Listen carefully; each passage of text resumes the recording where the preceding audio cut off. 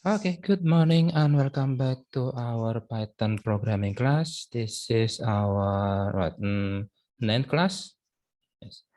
Okay, for this class for today, we're going to discuss about a new topic called an object-oriented point of view from Python.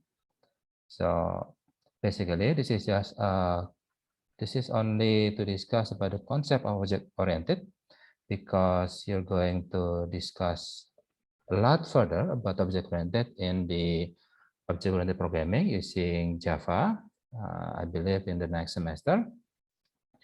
Today we're just going to discuss about the concept of object-oriented, how Python implement this object-oriented.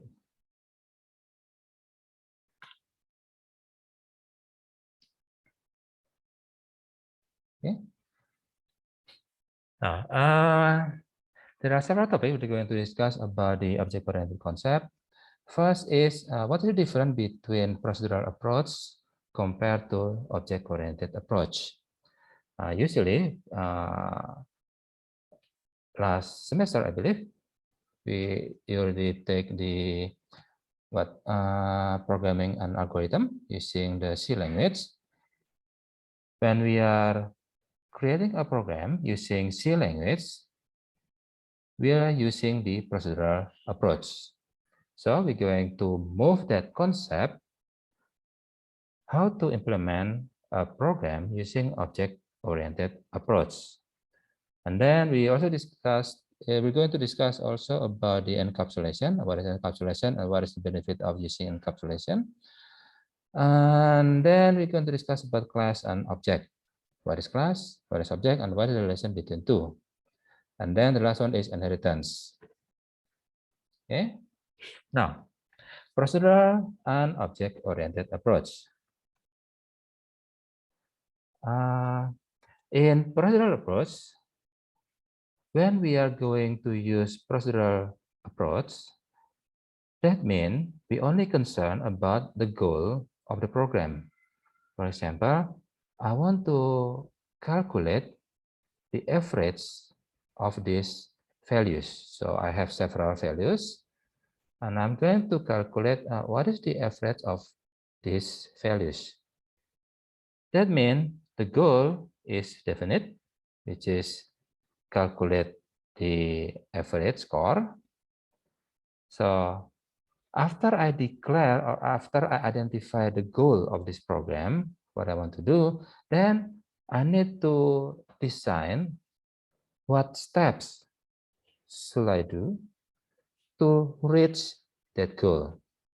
For example, if I want to calculate the average score, that means first I need to have the scores itself, the values, because I cannot calculate the average.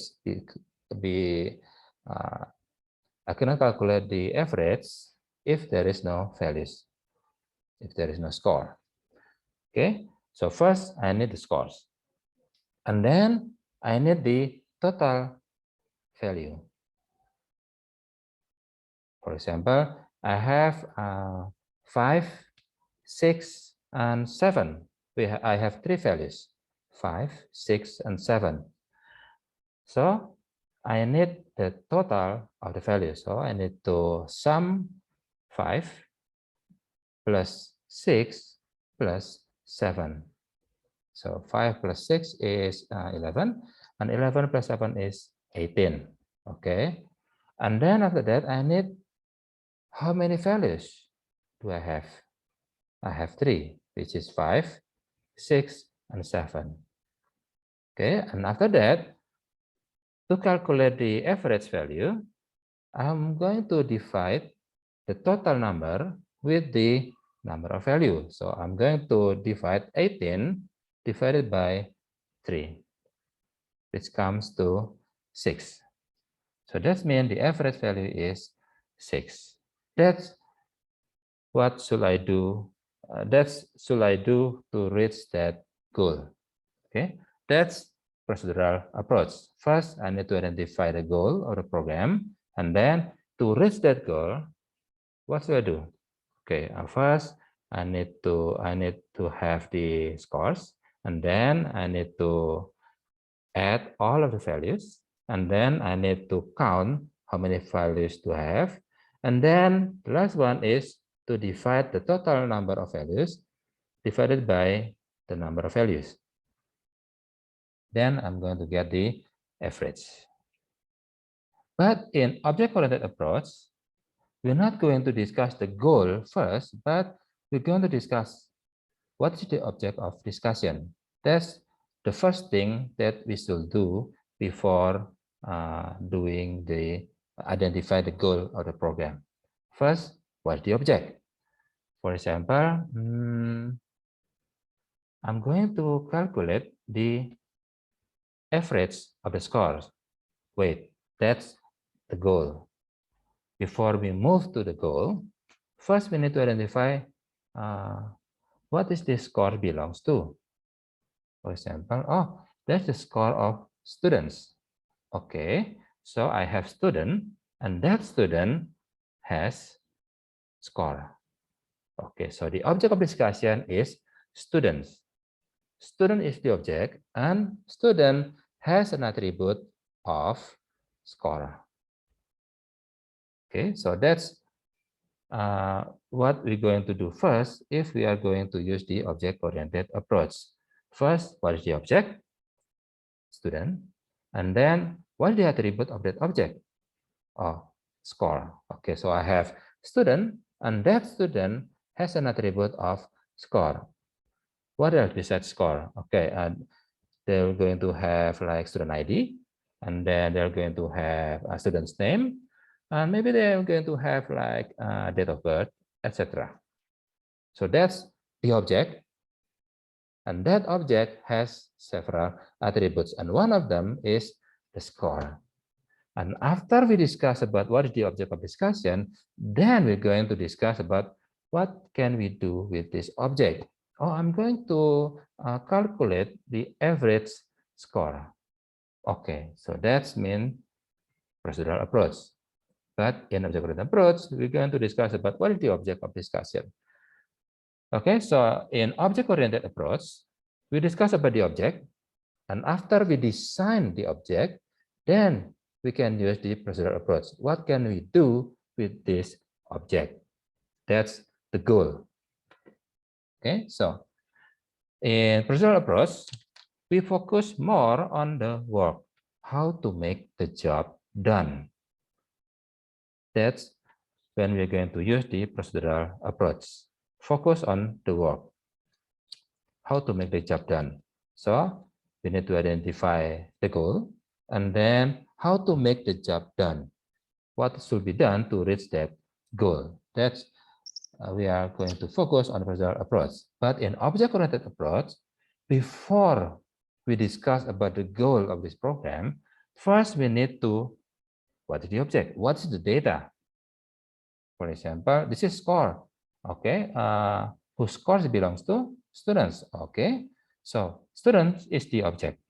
So in object-oriented approach, we focus on more on the data, how to make the real world representation. So we're going to have, okay, we have the student, and the student has attribute like score, and then it could be what is student ID, and then what is student name, and etc. Okay. After we design the object, then we can use the procedural approach.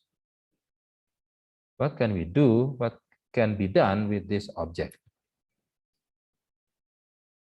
Okay, so procedural approach and object-oriented approach is not like black and white.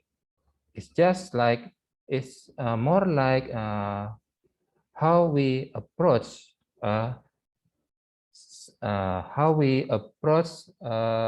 solution for this problem. Because after we design the object, then we can also use the procedural approach. Okay. Okay, I have a call. Let's skip for a minute.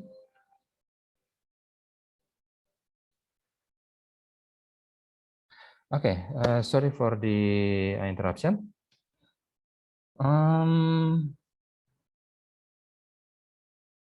What's the last one?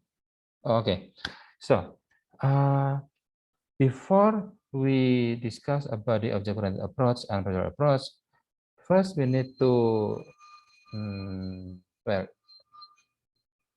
understand what is the difference between procedural approach and object-oriented approach, and when we're going to use procedural approach and when we're going to use the object-oriented approach. Okay. Now, this is an example of when we're going to use procedural approach or we prefer the object-oriented approach. First, the problem is I want to calculate the average from several values, just like a previous example. Because the goal is clear, this is the goal, and the goal is very clear, then we can use the procedural approach. But if the problem is I want to create an academic application for my school, that is not a problem, but it is actually more like a solution. I want to create an academic application for my school. So because there is no definite goal, then we can use the object-oriented approach. For example, okay, school. What should be exist in school? Okay, we have what? Student, and then teacher, and then what is staff, and then probably like the cafeteria. So we have 4 objects: student, teacher, staff, and cafe. And each of them has specific attribute. For example, student has student ID, has student name, and also like for example GPA. And teacher has employee ID, has employee name, and also what else? Maybe like CFA, like assistant professor, and then associate professor or professor. And then staff. Maybe they have something like employee ID, and then their rank, and probably like, for example, position. Maybe they are assistant manager or manager, etc. Okay, that's we're going to use the object-oriented approach before the goal is not very clear. Okay, and then third, I want to distinguish between apple and orange. This is more like a goal. But if I'm going to use procedural approach, I cannot distinguish between apple and orange. Then I need an object-oriented approach, because if I want to distinguish between 2 types of object, that means I want to compare each attribute. In procedural approach, we don't have attribute, but attribute exists only in object-oriented approach. So that's why if we want to distinguish between apple, an object of apple, and object of orange, then we need to use the object-oriented approach, because we need to identify, okay, apple, what is the attribute of apple? Color, okay. What else? Maybe taste, okay, and then the smoothness of the skin, and then what is the shape, the size, etc. And the smell maybe. And then what about red, orange? Probably they will have the same or similar attribute. After that, we need to create the value of each attribute. For example, what is the color of apple? Probably red. And what is the color of orange? Probably yellow. Okay, so that's attribute will distinguish between apple and orange. If it is red, then apple. If it is yellow, then it is orange. So that's why we're going to use object-oriented approach, because mainly because they have attributes. Now, the fourth example, I want to find the slope of a right triangle. Right triangle is something like this. in bahasa Indonesia is segitiga siku-siku. And then this is the probably A, and this is B. And I want to find the slope, the length of the slope. This is the slope of the right triangle C. So that's when I'm going to use the Pythagoras. For example, C is the square root of A square plus B square. Okay, so that means the goal is very clear. And then the data is clear, A, B, and I want to calculate C. Then I'm going to use procedural approach. So that means if we want to conclude about what is different between procedural approach and objective approach, if it is the goal is definite, then we can use the procedural approach. And if it is quite simple, like for example, I have the data, I want to process the data for a specific output, that means I'm going to use the procedural approach. But in object-oriented, we need first to discuss about what is the object of discussion. Now, what is the benefit of using procedural approach and what is the benefit of using object-oriented approach? In procedural approach, simple. So the benefit of procedural approach is simple and then fast. But in object-oriented approach, the benefit is it is modular, which means if I'm going to create an academic application for my school, then I'm going to have 4 objects: student, teacher, and then staff, etc. Okay, student, you there, you are programmer A. You create the object and all the system regarding the student. And you there, programmer B, then you are in charge for the object teacher. You need to create what is the attribute of teacher, and then what is the function of the teacher, etc. It's your job. So that's when I'm going to split all of the problem into several modular things and assign a specific object, for example, to a specific programmer. That's why we call it more modular. Okay, and then what is the benefit of object-oriented approach? The second one is it's more scalability, which means if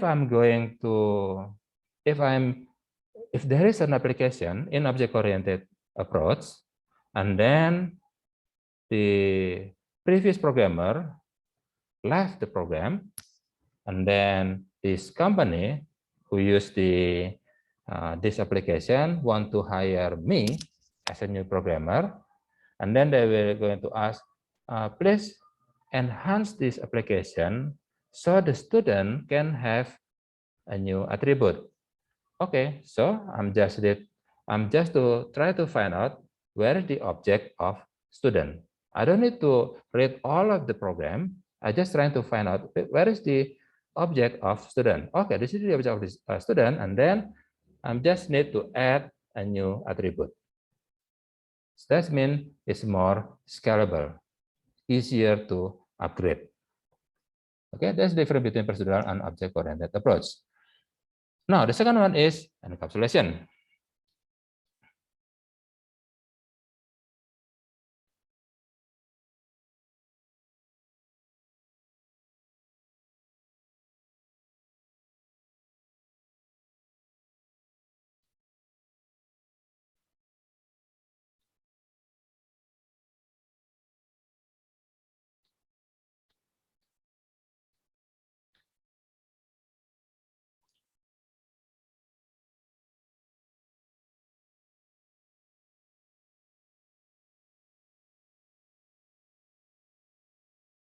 Okay, then I need to. Okay, now we're going to discuss about the encapsulation, the second topic of this object-oriented concept.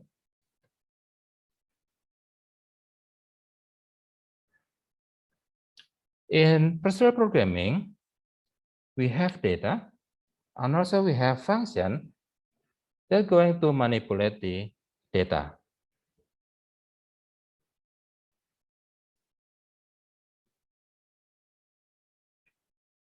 For example, like this. I have this data in procedural approach, and then I have 4 functions, F1, F2, F3, and also F4.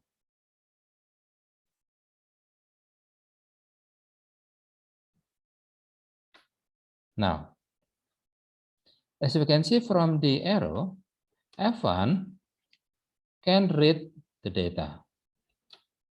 F2 can write the data. And F4 can also write the data. But F3 can read and also write the data. Let's say, for example, the data has now the value of let's say 2. And then F1 trying to read this data. Okay, then 2 is retrieved from the data. And then F2 trying to write the data. It will change the data from 2 to become 3. And then F1 try to read again the data. So it will read 3. And then let's say, for example, like this. Let's say F2 try to write the data to become 5. And then F1 try to read the data, but before F1 read the data, F4 actually write a new data. So it will become 10. So F1 first, actually, he wants to read the data from F2, but instead they read the data from F4. So instead of 5, it will read 10, the data written by F4. So that means in procedural programming, everyone can read and also change the data. That's a problem with data integrity. So how about in object-oriented approach? In object-oriented approach, we have the data, and then to read or write this data, I'm going to identify or create a specific function, like for example, F1, F2, F3, and F4.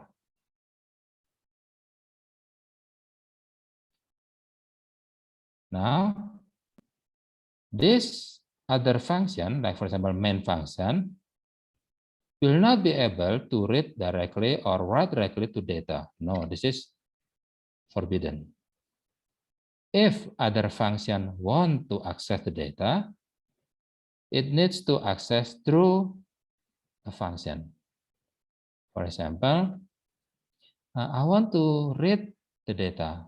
Okay, so you need to ask first to F1. F1 will read your data. I want to write the data. I want to write a new value into the data. Okay, then you need F3.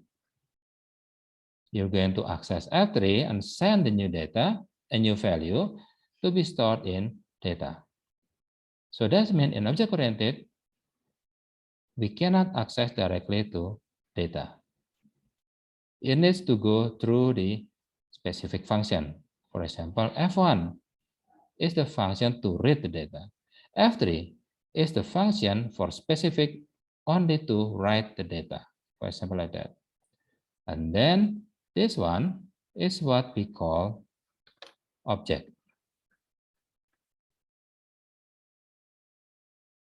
And each of the function is called method.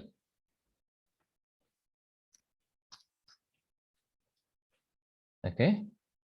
Now, what's the meaning of encapsulation? Encapsulation means I have data. It will encapsulate it, or in bahasa is dibungkus, encapsulated with method. There is no access directly to data, but it needs to go through a specific methods. I want to read the data. Okay, use this method. I want to change the data. Okay, use this method, etc. So that's mean in object-oriented approach, we encapsulate the data. There is no outside function can have access directly to the data. It needs to go through the specific method.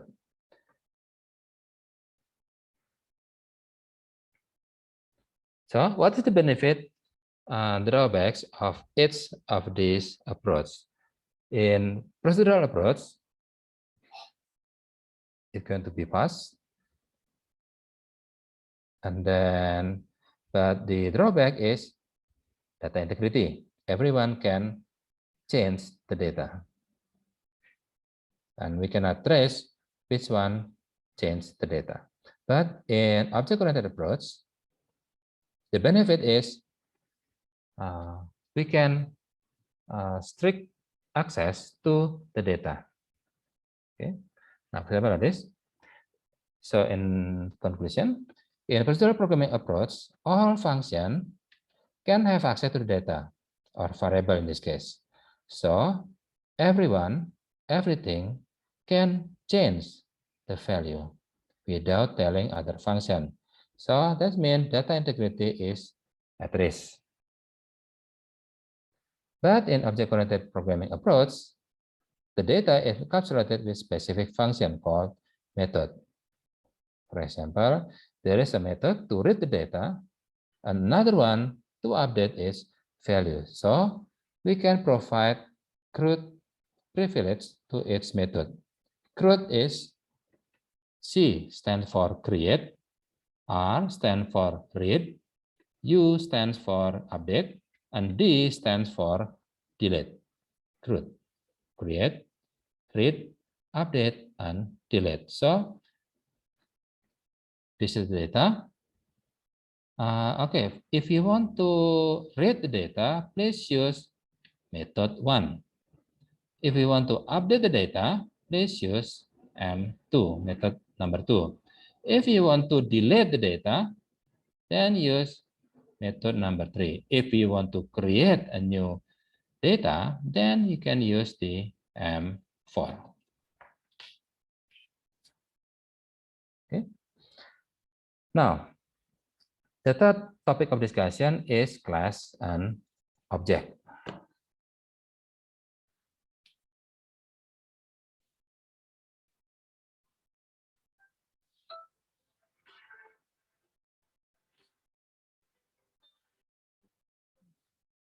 Okay, the third discussion is class and object.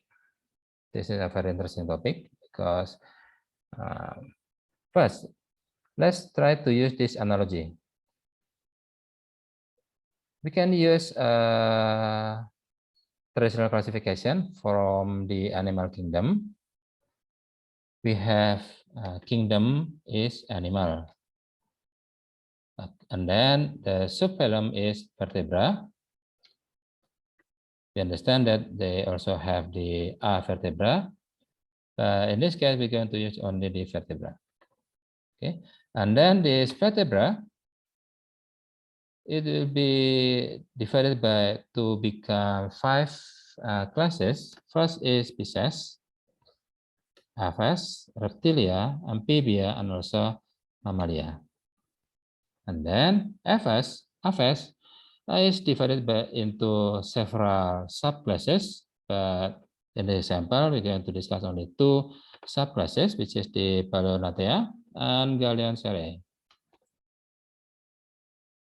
This is what we call data model. This data model. And the higher class will become more general and lower class will become more specific. For example, animal. There are lots of animals. How can we distinguish between animal and plant? Maybe you will argue that animal can move and plant will stay put. So there's only one distinguish between, there is only one attribute that distinguish between animal and plant. And how about how can we differentiate between Pisces and Aves? Oh, that's easy. Pisces lives in the water, and Aves can fly on the sky. Okay, so that's one distinguish. So that's one attribute that distinguishes between Pisces and Aves. So I'll become more and more specific. Do they move? Yes, of course. Pisces moves in the ocean, in the water.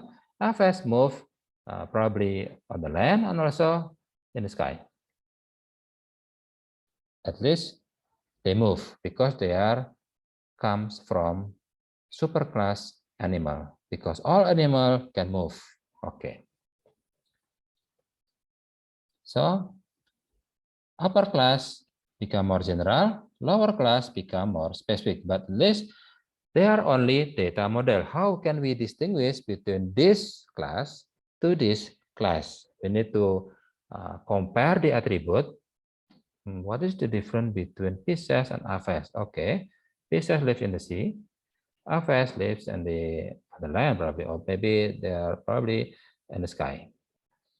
How can we distinguish between Pisces Aves and Pisces and Amphibia? Okay, Pisces lives in the water all of their life, but in Amphibia, part of their life lives in the water, but part of the second life they live on the land. That's Amphibia. Okay, so that's one attribute that distinguishes between Pisces and Amphibia. Now that is the data model. And then from each of this data model, we can create an example. For example, what is the example of Paleonatea? It's an ostrich. What is different? What is an example of Paleonatea? It's chicken. Okay, so ostrich and chicken. What is distinguished? What is the attribute that differentiate between ostrich and chicken? Okay, they both have fur. They both cannot fly, but one thing is different is chicken can fly, but only a few meters away. But ostrich cannot fly at all. And then what else? Okay, ostrich can run very, very fast, but chicken, well, they're fast, but not as fast as ostrich. So that's attribute that distinguish between ostrich and chicken. That's an example in real world. So this analogy similar to our class and object. This is class, and this is object. So object is an example of class. That's the keyword. Object is an example of class. Okay. Now this is an example of this is how we draw the class and object. First, this is the class. In class, we have data.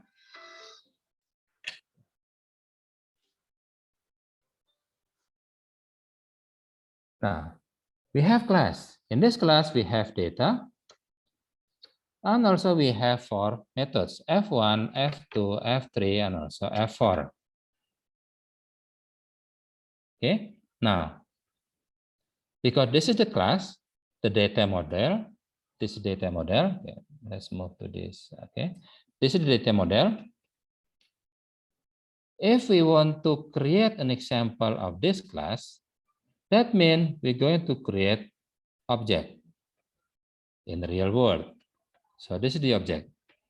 We have data, also we have the methods, just like in class, because in class we have 4 methods, and then we're going to, okay, I want to create an example of this class.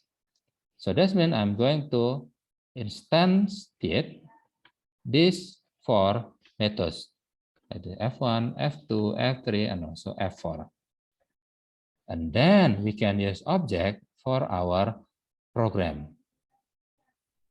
I want to change the data, okay, use F1. I want to read the data, okay, use F2. I want to write or delete the data, okay, use F3 in that case. So we have data model, we have real world. First, we need to create the class, then we're going to create an example of this class that we call object. This process is called instantiated. Or we can say that object is an instance of class. Okay, so what is the difference between class and object? In class, we only create the attribute.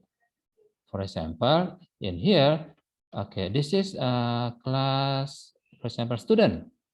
Okay, in student, we have attribute like student ID, and then student name, and then what else? Student GPA. That's all, only the attribute. But after we create an instance of this class to create an object, then this data can have a value. Okay, student ID is 505. Student name is, for example, Ipin. And then student GPA is 3.0. So in class, we only have attribute, but in object, beside this attribute, we also have the value for each attribute. Okay. Now this is the example of class and also object. This is, for example, this is an example of academic application in school. Let's say I have the class student. In class student, I have F1, F2, and F4. We have 3 methods. But in lecturer, we also have 3 methods, but with different name: F1, F2, and F3. Okay, and then these 2 classes is going to be instantiated. Class lecturer to become an object called NBA, and then this employee ID is 11734, and the name is Bogi, and the Java is Lector. And then for the student, I'm going to also create an instance to create an object, which called 111920565. That's my old student ID. And this student ID is 92565, and the name is Abdi, and the GPA is 3.3. This is what we call creating an instance from class to object. Now, we understand that class student and class lecturer share a similar attribute, which is nick and also name. So that means I can create a superclass. What is the superclass? From student and lecturer. Okay, let's call it people, because student and lecturer are people. And the attribute is nick and name. And the method is F1 and F2, because F1 exists in here, F2 exists in here, and also F1 and F2 exist in lecturer. If we create a class people and then create a subclass, student and lecturer, that's what we call inheritance. Why it called inheritance? Because all of the attributes and all of the methods from the superclass will be inherited to student and also lecturer as the subclass, the class below the superclass. Inheritance. Everything that the father has will be inherited to the children, the student, and also the lecturer. That's what we call inheritance. Okay. Now, what does an object have? First, object has a name. For example, this object called NBA. That's my lecturer ID in the old days. And then object has set of properties. This is the data. And then object has also activity, which is the verb, the method. What can we do to the property or the attribute? So we have name, property, and activity. That's an object have. Okay.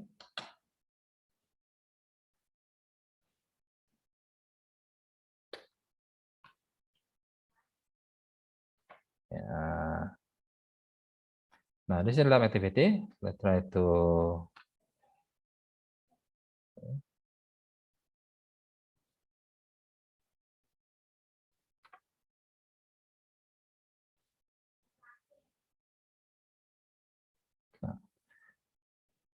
class orange. And then I'm going to create a method. Remember, method is just like a function. So we're going to use def in here, define. Just like when we are creating a function. Define and then init self. And then print I'm alive. Okay. And then after we creating this class, then I can create an object. In this case, I'm going to create lemon as an object, as an instance of orange. Like this. When I enter this, it will call this initial function. This is what we call constructor. Constructor is a special method that we're going to call once the class is instantiated. So every time we create an object from this class, this constructor will be run. But because in this constructor, it's only printing I'm alive, then it will print only I'm alive. It only print I'm alive. Okay. So init is a constructor, a special method that will be executed every time the class is instantiated. Then this one is creating an object lemon from class orange. Since an object created from class orange, the constructor is called, which is printing I'm alive. Okay. Now, how about this lab activity number 2? Let's try it out. Class student. And then I'm going to create a constructor, define init, and then self, which means this on object, and then ID, student ID, and then name, and then also the GPA. Then self.id is ID, self.name is name, self.GPA IPK is IPK. Okay, and then another method to read the name.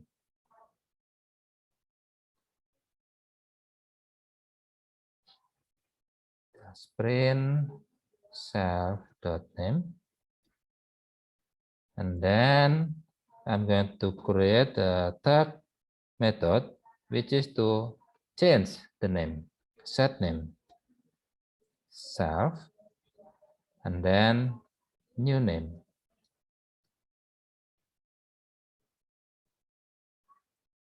self name is new name. Okay, done with creating the class. Now we're going to use this class to create an instance, an object. Let's say student is okay. Student 1, student, and then I'm going to send student ID, student name, also the GPA. The student ID, let's say 111920565, and then the name is Bogi, and then the GPA is 3.3.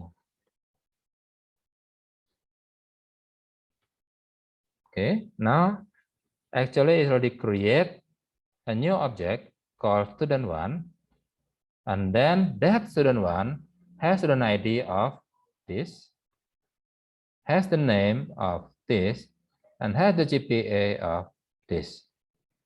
This is actually not my GPA. I just wish to become 3.3. And then what else? Okay, now I want to, what is the name of the student1? Okay, just call the specific method student1 dot read name, because this is the method to find out what is the name of this student. Then it will call this method read name, and then it will print the name. And there it will print Bogi. Now I want to change the name. Student1 dot set name. Let's say Nyoman.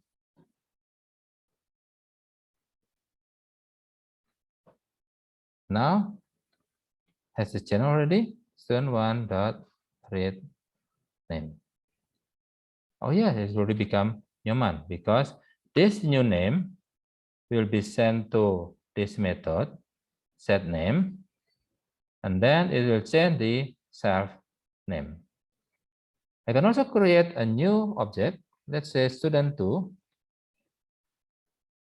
is an instance from class student, and then the student ID is 111 1120344, for example.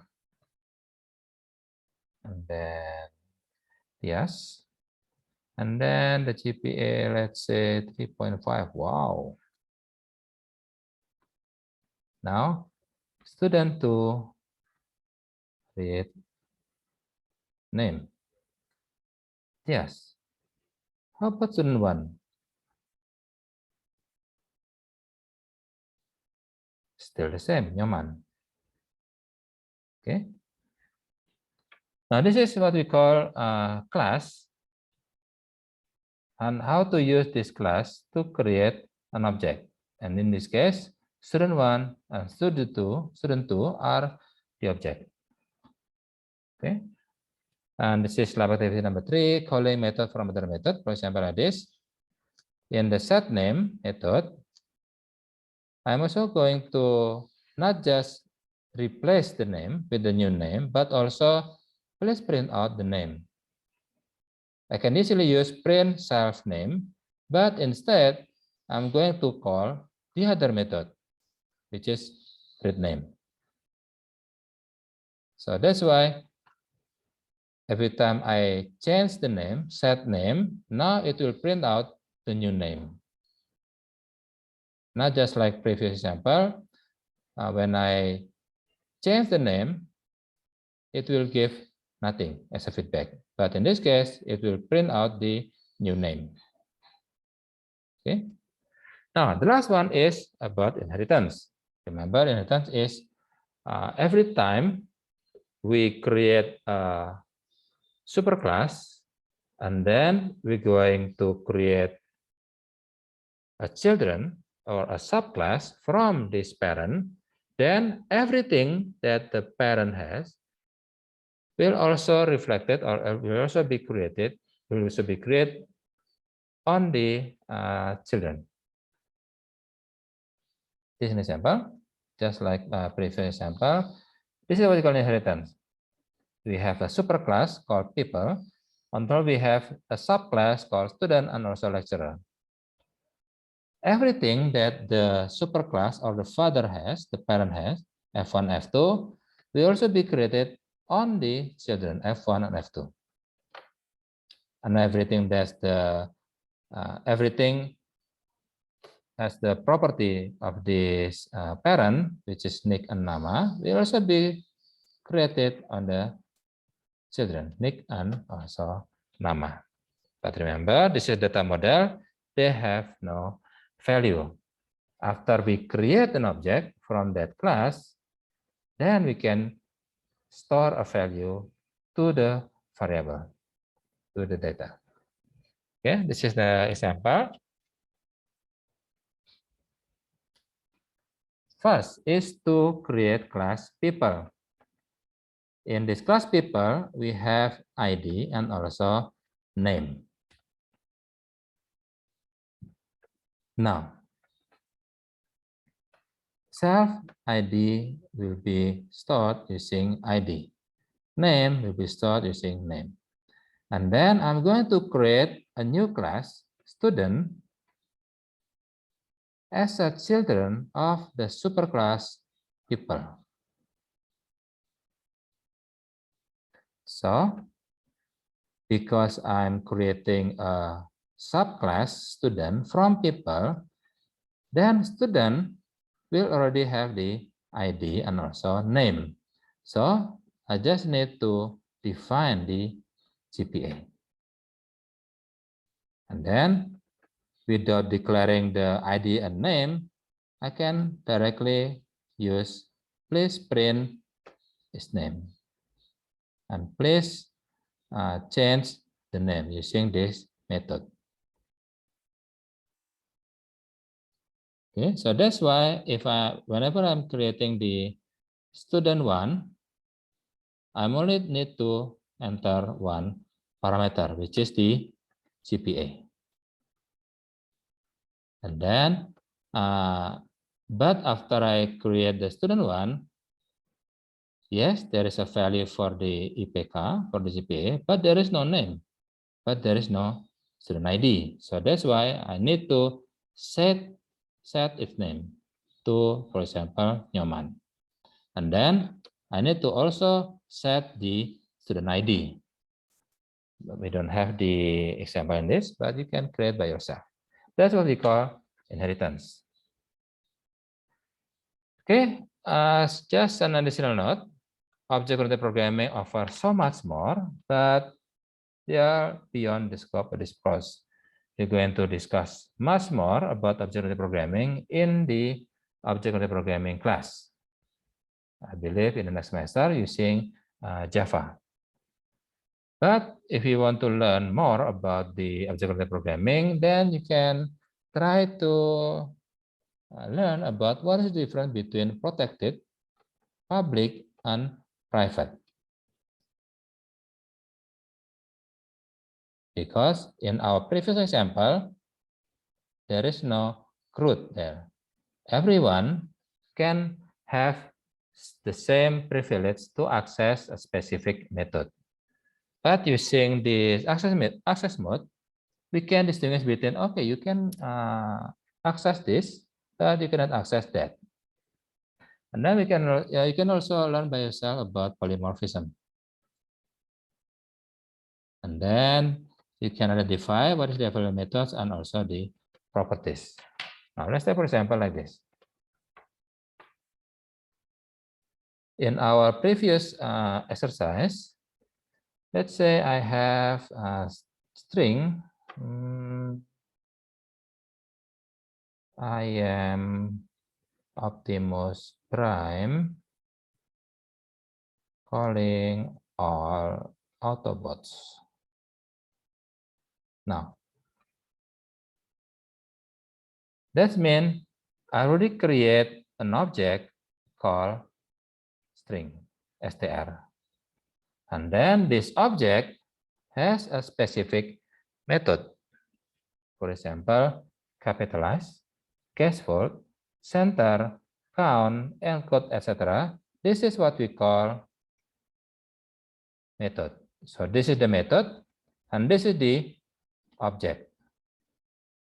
And this specific method needs what argument? Or it needs at least the substring, and then the start and the end, but this is optional, and we will return an integer. Okay, let's try to count how many spaces there. 6, which is 1, 2, 3, 4, 5, 6 spaces. So this is the object. This is the object, an instance of a string. So every time we call this or assigning a value to a string, that means we are going to create an object coming from class string. And this string has specific method. For example, is count. Count is a method that comes with the string class or string object. Okay. Okay. I think that will conclude our session for today. If you have any question, then you can may ask to the WhatsApp group. Okay, thank you, and I'll see you next week.